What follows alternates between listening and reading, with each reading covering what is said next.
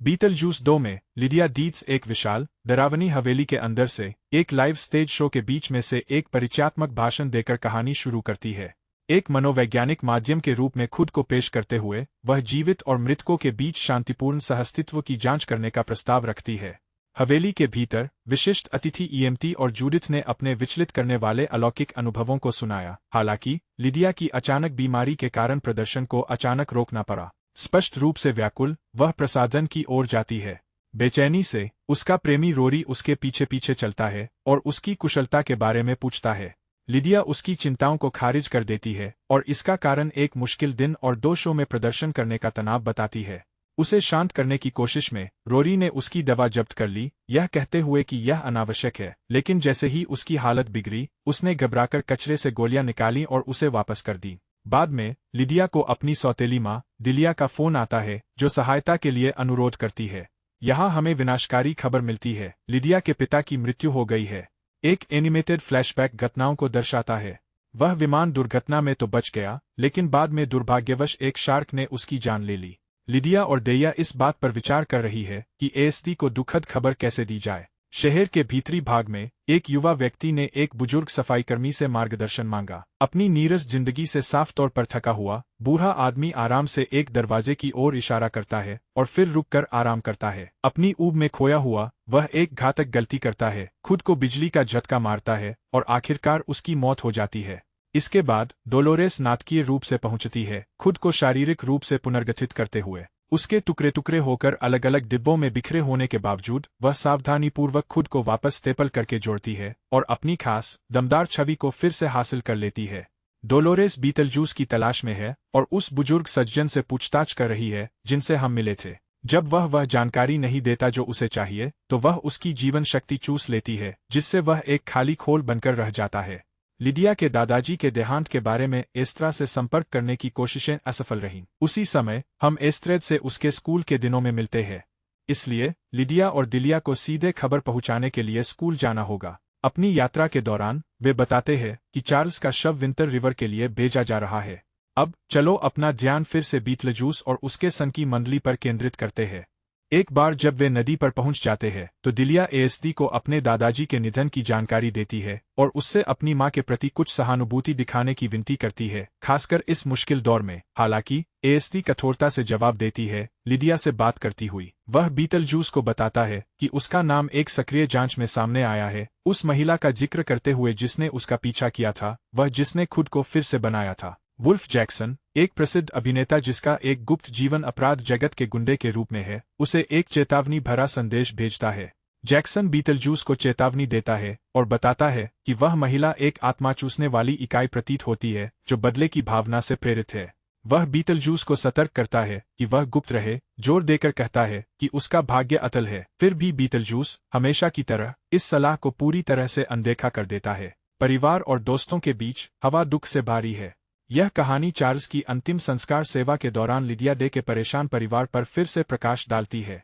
समारोह के बाद एएसडी अपनी मां से अपने दिल की बात कहती है, यह स्वीकार करते हुए कि कभी कभी उसे लगता है कि मृत्यु जीवन का एक स्वागत योग्य विकल्प होगी। उसने आगे कहा कि उसके पिता के निधन के बाद से वह किसी भी अंतिम संस्कार में शामिल नहीं हुई है। चिंतित लिडिया एस्ट्रिड को थेरेपिस्ट से सलाह लेने के लिए कहती है, जिससे एस्ट्रिड क्रोधित हो जाती है, क्योंकि वह लिडिया पर एस्ट्रिड के पिता के बारे में चर्चा से लगातार बचने का आरोप लगाती है। शांत संयम के साथ लिडिया अपने पिता के लिए अपने गहरे प्रेम को व्यक्त करती है, यह स्पष्ट करते हुए कि दुखद घटना से बहुत पहले ही उनका संबंध टूट गया था। ऑटिज्म स्पेक्ट्रम डिसऑर्डर (एएसडी) से ग्रस्त व्यक्तियों के लिए समझने योग्य महत्वपूर्ण जानकारी। उसी समय पाताल लोक में अब सिर कटा हुआ चार्ल्स प्रकट होता है, प्रतीक्षालय की तलाश में। हालांकि आत्मा चूसने वाला उसके जाने के तुरंत बाद लौट आता है, रिसेप्शनिस्ट के जीवन को चूस लेता है और अंडरवर्ल्ड में लौटने के लिए एक नया रूप धारण कर लेता है। बीटलजूस की मुलाकात वुल्फ जैक्सन से एक बार फिर होती है। जैक्सन उसे डोलोरेस की तस्वीर दिखाता है और पूछता है कि क्या वह जानता है कि वह कौन है। बीटलजूस विषय से बचने की कोशिश करते हुए अनभिज्ञता का नाटक करता है, लेकिन सच्चाई जल्द ही सामने आ जाती है। डोलोरेस उसकी पूर्व पत्नी है।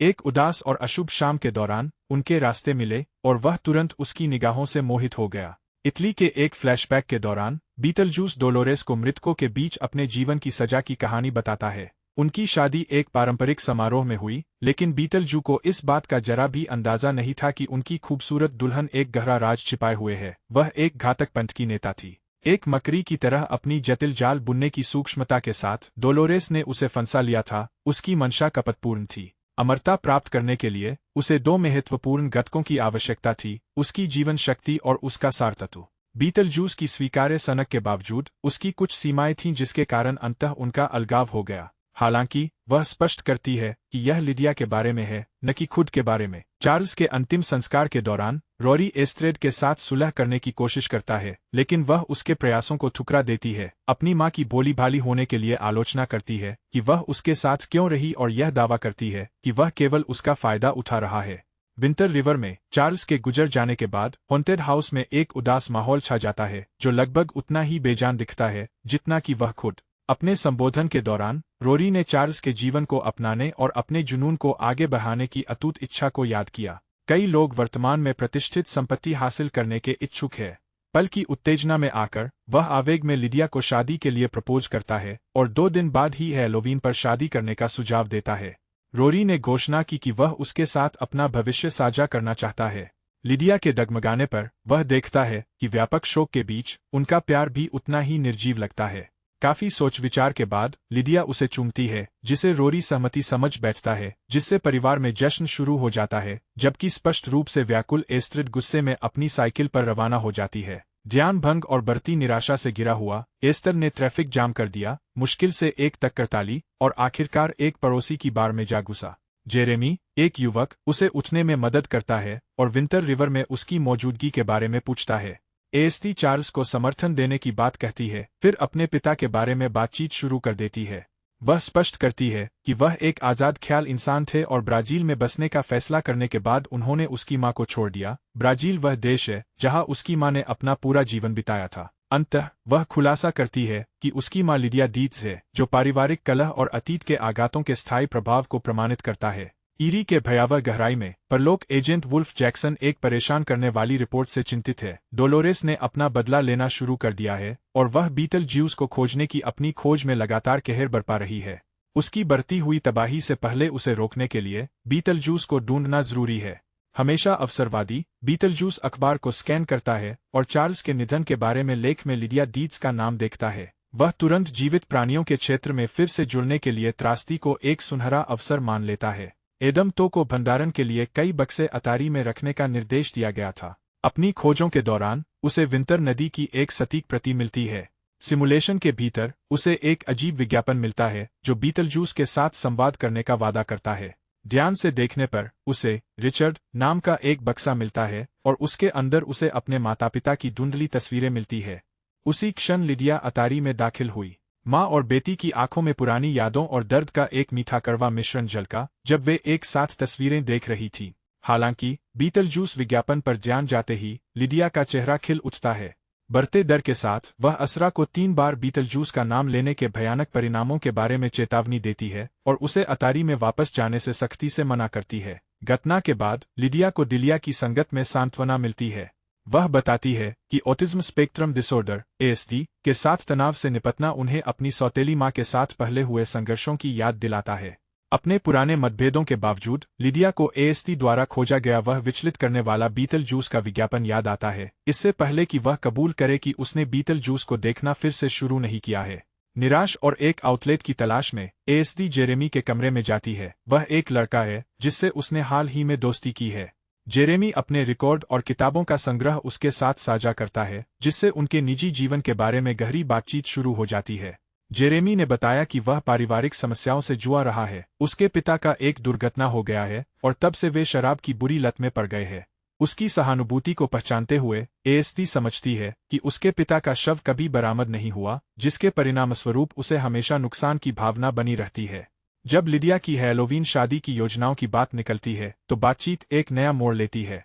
जेरेमी को उम्मीद थी कि उसकी गर्लफ्रेंड की मां, जो एक भविष्यवक्ता है, उससे संपर्क कर पाएगी, लेकिन ASD ने असफल प्रयास और भविष्यवक्ता की जुड़ने में असमर्थता की सूचना दी। शायद, जेरेमी ने धीरे से कहा, पिज्जा और मस्ती से भरा एक दिन उसकी तन्हाई को कम करने में मदद कर सकता है। रोरी धूमधाम से एक भव्य शादी की योजना बना रही है, जबकि लिडिया एक छोटे, अधिक व्यक्तिगत समारोह की कल्पना कर रही है। हालांकि जो चीज उसे वास्तव में पीड़ा दे रही है वह शादी की तैयारियां नहीं है, बल्कि बीटलजूस की लगातार परेशान करने वाली झलकियां है जो उसके हर कदम पर छाया की तरह मंडराती हुई लगती है। आखिरकार अपनी हद पार कर लिडिया हताश होकर अतारी की ओर भागती है, बीटलजूस पर शांति से रहने देने के लिए चीखती है। उसकी बढ़ती अजीब हरकतों से चिंतित होकर रोरी उसका पीछा अतारी तक करती है और पूछती है कि क्या हो रहा है। लिडिया थकी हुई और बेताब होकर रोरी को बीटलजूस के बारे में सच्चाई बताने का फैसला करती है, यह स्वीकार करते हुए कि वह सिर्फ एक याद नहीं है बल्कि एक वर्तमान खतरा है। जिस अतीत को उसने लंबे समय तक दबाए रखा, उससे डरी हुई लिडिया झिझकते हुए रोरी को सब कुछ बताती है, उन किशोरावस्था के डर को बहा देती है जो अभी भी उस पर भारी पड़ रहे थे। वह एक दुष्ट राक्षस के बारे में बताती है जो पिछली फिल्म की घटनाओं का हवाला देते हुए उसके परिवार को सताता है और खुद को पुनर्जीवित करने के लिए उसे शादी के लिए मजबूर करने की कोशिश करता है। अब उस अग्निपरीक्षा से मुक्त होकर वह राक्षस के नए उत्पीड़न से प्रेतवादित महसूस कर रही है। उसकी आवाज कांपते हुए उसने रोरी को चेतावनी दी कि उसका नाम 3 बार लेने से बीटलजूस फिर से प्रकट हो जाएगा। दृढ़ संकल्प के साथ वह निषिद्ध मंत्र बोलता है, बीटलजूस, बीटलजूस, बीटलजूस। एक पल में वे बीटलजूस के विचित्र कार्यालय के अंदर प्रकट हो गए। अपनी हैरानी के बीच बीटलजूस अपनी संतान को पेश करता है, एक विचित्र प्राणी जो उससे बिल्कुल अलग है, जिससे पहले से ही स्वप्निल माहौल और भी गहरा हो जाता है। बीटलजूस एक प्रेम गीत गाता है, अपने लघु दायरे से लिडिया को मोहित करने की कोशिश करता है। डर से अभिभूत लिडिया बेताबी से घर 3 बार दोहराती है। जैसे ही रोरी गिर जाता है वे तुरंत बीटलजूस के कार्यालय से विंटर रिवर मॉडल में वापस पहुंच जाते हैं। हाल की घटनाओं से भ्रमित रोरी ने उन्हें एक सपना या सामूहिक भ्रम बताकर खारिज कर दिया और आगे बढ़ने का फैसला किया। घटनाओं से लिडिया बहुत ज्यादा परेशान थी, फिर भी वे चले गए। डरी हुई और गुस्से में भरी लिडिया तुरंत अपनी सौतेली माँ डिलिया और आफ्टर लाइफ सर्विसेज डिपार्टमेंट को बताती है कि उन्हें तुरंत घर खाली कर देना चाहिए और उस छोटे शहर को मिटा देना चाहिए, क्योंकि यह बीटलजूस तक पहुंचने का एक माध्यम है। हालांकि एएसडी जेरेमी के साथ योजनाएं होने के बावजूद उससे रुकने की विनती करती है, उन्हें थोड़ी देर और रुकने के लिए कहना। जैसे ही एएसडी जागरूकता दिवस नजदीक आया, उसने और जेरेमी ने अपनी वेशभूषा पर चर्चा की, क्योंकि उन्होंने हैलोवीन पर एक साथ ट्रिक और ट्रीटिंग के लिए जाने की योजना बनाई थी। जेरेमी गंभीर रूप से स्वीकार करता है कि वह उसके साथ घर पर रहना पसंद करेगा। उनका अंतरंग चुंबन अचानक एक अलौकिक घटना में बदल जाता है, क्योंकि वे हवा में तैरने लगते हैं। डरा हुआ एएसडी पीछे हट जाता है, यह जानने की मांग करता है कि जेरेमी का असली स्वभाव क्या है। अब उसे एहसास हो रहा है कि वह साधारण से बहुत दूर है। अपने निराशा के लिए वह अपने प्रेत स्वरूप को स्वीकार करता है। जेरेमी एक पुरानी घटना के बारे में बताता है, जिसमें अपने पिता से बियर चुराते समय वह दुखद रूप से एक ट्री हाउस से गिर गया और वर्षों पहले तुरंत उसकी मौत हो गई। उस समय से वह घर में ही कैद है और उसकी गतिविधियां पेड़ के आसपास तक ही सीमित है। लेकिन एएसडी से मिलने के बाद सब कुछ बदल गया। आखिरकार उसने उसे देखा, एक ऐसी घटना जो पहले अज्ञात थी। भले ही वह अपने सच्चे स्नेह और एक साथ जीवन बिताने की इच्छा को स्वीकार करता है, फिर भी एक गहरा आंतरिक उथल-पुथल उसे उनके मिलन को असंभव घोषित करने के लिए मजबूर करता है, जिसमें वह अपनी मृत्यु और उसके निरंतर अस्तित्व को दुर्गम बाधाओं के रूप में बताता है। दृढ़ निश्चय के साथ जेरेमी ने बताया कि उनके साथ रहने का एक रास्ता है, फिर भी उसने उसे अपनी मां को बताने के खिलाफ चेतावनी दी। उसकी सहायता की भरपाई के लिए जेरेमी एएसडी को उसके पिता के साथ अंतिम विदाई के लिए एक अंतिम मुलाकात का आश्वासन देता है। बेफिक्र दिखने की बेचैनी से कोशिश करते हुए लिडिया ने एक दोस्त को बताया कि उसने एस्ट्रिड को जेफरसन स्ट्रीट पर छोड़ा था, लेकिन अपनी चिंताओं का जिक्र नहीं किया। उसकी दोस्त ने तुरंत चिंता व्यक्त करते हुए जवाब दिया। उसने बताया कि वह खास सड़क हमेशा से ही बेचैन करने वाली रही है, खासकर 125 नंबर वाले कुख्यात हत्या वाले घर को देखते हुए। वही जगह जहां लिडिया ने एएसडी को छोड़ दिया था अभी तक बिकी नहीं है। दोस्त बताता है कि 23 साल पहले जेरेमी एक उपद्रवी था। जेरेमी ने अपने माता पिता की हत्या करने के बाद गिरफ्तारी से बचने के लिए वह अपने ट्री हाउस भाग गया। भागने की हताश कोशिश में वह बुरी तरह गिर गया, जिससे गर्दन टूटने के कारण उसकी मौके पर ही मौत हो गई। घबराहट में लिडिया एस्तर को बचाने की बेताबी में जेरेमी के घर की ओर दौड़ती है। एस्तर जेरेमी द्वारा दिया गया एक मंत्र पढ़ती है और वे दोनों मृतकों की दुनिया में प्रवेश कर जाते हैं। जेरेमी को इस बात का इल्म नहीं था कि वह एएसडी को रहस्य और अप्रत्याशित परिणामों से घिरे एक दरवाजे की ओर ले जा रहा है। लिडिया उन्हें जाने से नहीं रोक पाई, दरवाजा धड़ाम से बंद हो गया। डिलिया, लिडिया की सौतेली माँ, चार्ल्स की मृत्यु के बाद गहरे शोक से जुआ रही है और अपने दुख की भावनात्मक अभिव्यक्ति के रूप में कला प्रदर्शनी का आयोजन कर रही है। दुख की बात है, जिन सांपों को उसने हानिरहित बताकर जोखे से खरीदा था, वे वास्तव में हानिरहित नहीं थे। हाल की घटनाओं से जुआ रही एस्ट्रिड को समझ में आता है कि बीटलजूस की मदद लेना ही एकमात्र उपाय है और वह जेरेमी की किताब लेकर उसके पन्नों में जवाब ढूंढती है। बीटलजूस जेरेमी के धोखे को उजागर करता है, जिससे पता चलता है कि उसने एस्ट्रिड को अपनी जिंदगी के बदले उसकी जिंदगी देने के लिए चालाकी से मजबूर किया और उसे परलोक की एकतरफा यात्रा के लिए अभिशप्त कर दिया। अपनी बेटी को बचाने की एक बेताब कोशिश में लिडिया अनिच्छा से बीटलजूस के एक काले प्रस्ताव पर सहमत हो जाती है। शादी, उसकी पूर्व पत्नी डोलोरेस के अथक पीछा को रोकने का एकमात्र तरीका। सौदे के निहितार्थों से घृणा होने के बावजूद लिडिया सहमत हो जाती है। एएसडी को बचाने के लिए वह समझौते पर हस्ताक्षर करती है, जिसके बाद बीटलजूस नीदरवर्ल्ड के लिए एक पोर्टल बनाता है और लिडिया को जद से दूर ले जाता है। अपनी जल्दबाजी में वे दरवाजा बंद करना भूल गए, जिससे परलोक से भटकी हुई आत्माएं प्रेतवादित घर में घुस गईं और पूरी तरह से कोहराम मचा दिया। उसी समय मृतकों के लोक में वुल्फ जैक्सन को एक महत्वपूर्ण उल्लंघन की सूचना दी जाती है। कोड 699, जो अंडरवर्ल्ड में एक जीवित व्यक्ति के अनधिकृत प्रवेश का संकेत देता है। वह बीटलजूस और लिडिया का पता लगाने के लिए अपने एजेंटों को बिना किसी देरी के भेजता है। दिलिया, जिनका निधन हो गया है, परलोक के पासपोर्ट क्षेत्र में प्रकट होती है। तभी एस्ट्रिड को एक असामान्य अनुभूति होने लगती है। जेरेमी ने स्वीकार किया कि उसने उसे धोखा दिया था। उसने जो जादू किया था, उससे उसकी जान जेरेमी की जान से बदल गई थी। इसके बाद परलोक के एजेंट एस्टेरिड को विनिमय प्रक्रिया के लिए ले जाते हैं, जबकि जेरेमी अपनी आत्मा पर आधिकारिक मुहर लगवाने के लिए विंडो 11 पर जाता है, जो जीवन हस्तांतरण को अंतिम रूप देने के लिए एक आवश्यक कदम है। इन सब के बीच एस्टल की नज़र अपने पिता रिचर्ड पर पड़ती है, जो परछाइयों में छिपे हुए है। उसी समय बीटलजूस और लिडिया डिपो पर पहुंचते हैं। यह मृत्यु के क्षण में परलोक में संक्रमण होता है। वे आपातकालीन निकास की ओर तेजी से भागे, अनपेक्षित रूप से खुद को एक विचित्र रेगिस्तानी परिदृश्य में पाया जहां शनि ग्रह दूर क्षितिज पर मंडरा रहा था और वे निराशापूर्वक बचने की कोशिश कर रहे थे। अचानक एक अजीब प्राणी उनका पीछा करना शुरू कर देता है, लेकिन उसी क्षण एस्ट्रिड के पिता रिचर्ड आ जाते हैं।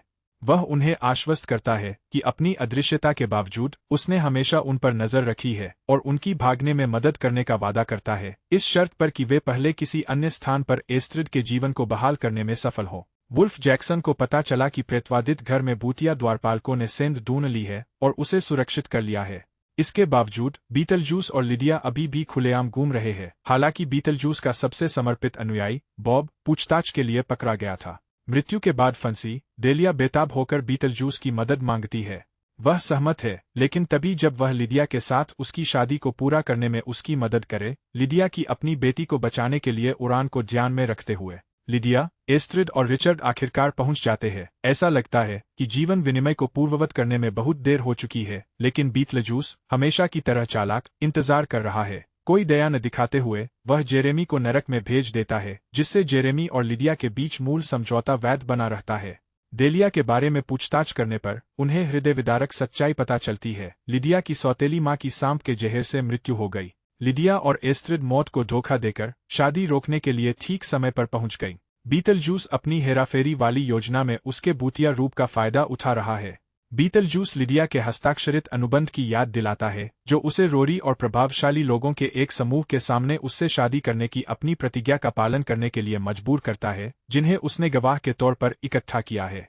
बीटलजूस द्वारा रोरी को ट्रुथ सीरम का इंजेक्शन लगाने के बाद रोरी सभी के सामने स्वीकार करता है कि लिडिया से शादी करने का उसका एकमात्र मकसद उसकी संपत्ति थी। उसने आगे खुलासा किया कि उसकी पूर्व मंगेतर की मृत्यु नहीं हुई थी, बल्कि उसने अन्य महिलाओं का शोषण करने के इरादे से एक एकांतवास शुरू कर दिया था। गुस्से में लिडिया बीटलजूस द्वारा दिए गए एक बॉक्सिंग दस्ताने का इस्तेमाल करके रोरी पर वार करती है, जिससे उसका असली रूप सामने आ जाता है। एक झटके में बीटलजूस ने प्रभावशाली मेहमानों को उनके फोन में खींचकर गायब कर दिया। वह पादरी को लिडिया के साथ अपनी आदर्श शादी की रस्म निभाने के लिए मजबूर करता है, जिसमें वह मैकार्थर पार्क का अपना व्यक्तिगत भयावह अंदाज प्रस्तुत करता है।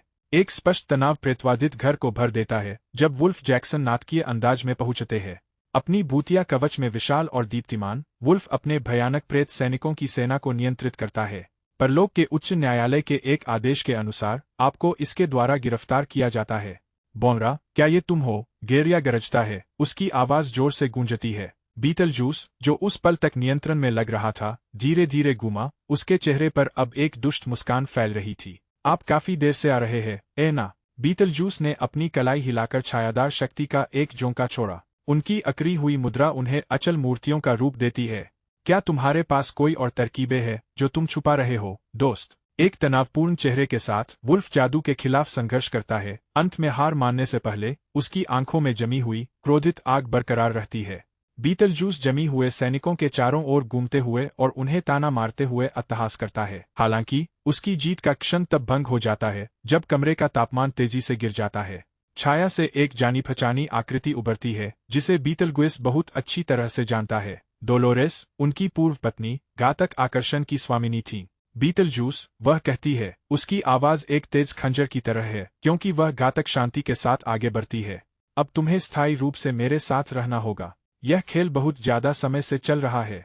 बीटलजूस की मुस्कान थोड़ी लड़खड़ा जाती है। हर कदम के साथ परछाइयां गहरी होती गईं और लता की तरह उसे जकड़ती गईं, मानो पाताल उसे अपनी बाहों में खींच रहा हो। पूर्ण निराशा से अभिभूत बीटलजूस पीछे हटने लगता है, आने वाले से बचने के लिए व्याकुल होकर कोई भी रास्ता खोजता है। हवेली के दूसरे हिस्से में एएसडी और दिलिया पूरी तरह से घबराकर जादू की किताब के पन्ने तेजी से पलट रहे थे। उत्सुकता में वे आवश्यक मंत्र ढूंढने तक किताब के पन्ने पलटते रहते हैं।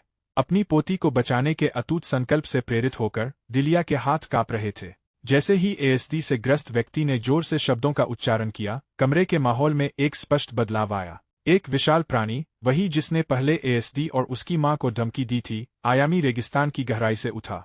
एक भयंकर दहाड़ के साथ बीस्ट डोलोरेस और रोरी पर झपटा। उसके जबड़े उन्हें जकड़कर पाताल लोक में खींच ले गए। डोलोरेस की पकड़ से बचकर और अपने पुराने शरारती स्वभाव में लौटकर बीटलगुइस एक बार फिर लिडिया पर ध्यान केंद्रित करता है और आखिरकार उसे अपना बनाने के लिए उत्सुक है। वह उससे शादी करने के लिए तैयार है, अपनी योजना को अंतिम रूप दे रहा है, लेकिन एस्ट्रिड उसे आगे बढ़ने से पहले रोकती है, उसे विफल करने के लिए दृढ़ संकल्पित है। उसकी कठोर दृष्टि ने उसकी गलती की गंभीरता को रेखांकित किया। कोड 699, जो जीवित लोगों को मृत्यु के बाद के जीवन में अनधिकृत घुसपैठ करने से सख्ती से रोकता है। यदि उसने उस शर्त का उल्लंघन किया तो लिडिया के साथ हस्ताक्षरित कोई भी अनुबंध रद्द हो जाएगा। राहत की सांस लेते हुए लिडिया ने आखिरकार स्थिति पर नियंत्रण पा लिया। बीटलजूस अवाक रह गया। सच कहूँ तो बीटलजूस, 6 शताब्दियां मेरी जैसी क्षमता वाले किसी व्यक्ति का इंतजार करने के लिए बहुत लंबा समय है, उसने दृढ़ और अडिग आवाज में कहा। अब आपके प्रस्थान का समय आ गया है। गंभीर भाव से वह भयानक शब्द बोलती है, बीटलजूस, बीटलजूस, बीटलजूस। उन्मादी शक्ति के एक उछाल के साथ बीटलजूस गुलना शुरू हो जाता है। उसका रूप एक शानदार अंतस्फोट में विकृत और बिखर जाता है। गहरी ठंड के कम होने के साथ वुल्फ जैक्सन आखिरकार मुक्त होकर तेजी से उठता है और ठंडी हवा को झटक देता है। लिडिया और एस्ट्रिड ने एक दूसरे को समझदारी भरी नजरों से देखा, यह समझते हुए कि वे आखिरकार उस खतरे से मुक्त हो गए हैं जिसने उन्हें इतने लंबे समय तक त्रस्त किया था। अंत में धूल के कुछ कण हवा में तैरते हुए रह गए। अभी भी उसका अधिकार पूर्ण था। वह दिलिया के पास गया। अब बीटलजूस के जाने के बाद वह देलिया के परलोक में स्थायी निवास की पुष्टि करता है। बिना विष वाले सांपों से उसकी मृत्यु अपरिवर्तनीय है। क्षणिक पुनरुत्थान नहीं हुआ। हल्के हाथ से अलविदा कहते हुए और शांत मुस्कान के साथ वुल्फ जैक्सन देलिया को छोड़कर परलोक चले जाते हैं। उनके अंतिम क्षण लिडिया और एएसडी को अलविदा कहने में बीते। लिडिया और एस्ट्रिड इस निष्कर्ष पर खुद को छोड़ देती है, यह समझते हुए कि देलिया अब वही है जहां वह होनी चाहिए। यह एक दुखद विदाई नहीं है, बल्कि उसके जीवन भर के प्यार से पुनर्मिलन है। फिल्म के आखिरी दृश्य में लिडिया अपने मानसिक टेलीविजन कार्यक्रम में लौटती है, जो फिल्म की शुरुआत को दर्शाता है। इसके बाद हम एक वस्तु का अवलोकन करते हैं। हालांकि प्रदर्शन के चरम पर वह सीधे दर्शकों को संबोधित करती है, चौथी दीवार को तोड़ती है और अलौकिक क्षेत्र से स्थायी संबंध से राहत पाने के लिए अपने निजी जीवन और परिवार को प्राथमिकता देने के लिए उत्पादन से अपनी विदाई की घोषणा करती है। इसके बाद लिडिया अपने बिस्तर पर सोती हुई प्रतीत होती है। चेतना लौटने के क्षणिक क्षण से पहले हमें बीटलजूस उसके बगल में दिखा, जो दुष्टतापूर्ण खुशी से मुस्कुरा रहा था। अचानक नींद खुलने पर वह खुद को बिस्तर में अकेला पाती है। सपने की अस्थिर गति से यह पता लगाना मुश्किल हो रहा था कि यह सिर्फ एक बुरा सपना है या इस बात का संकेत कि बीटलजूस का खतरा अभी भी मंडरा रहा है। इस प्रकार फिल्म समाप्त होती है। दर्शकों को यह संक्षिप्त, परेशान करने वाला दृश्य और यह सवाल छोड़ जाती है, क्या बीटलजूस हमेशा के लिए चला गया है या केवल वापसी करने के लिए अपने समय का इंतजार कर रहा है? क्या हम उसके वापस आने की उम्मीद कर रहे हैं?